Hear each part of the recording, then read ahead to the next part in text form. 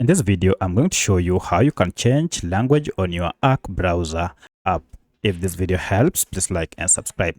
So first, open your Arc browser, and once it is open, now you can see this is the current page I'm on. To change our language, we need to go to settings. So to do that, tap on these tabs here, and this will reveal the settings gear. From here, tap on the settings gear, and here go to language. If you go to language, now you should see we have an option for our language here. So you can add another language or change your language by tapping on add language here. And here you'll have an option to choose any of your preferred language. Once you have selected it, now confirm by tapping on OK.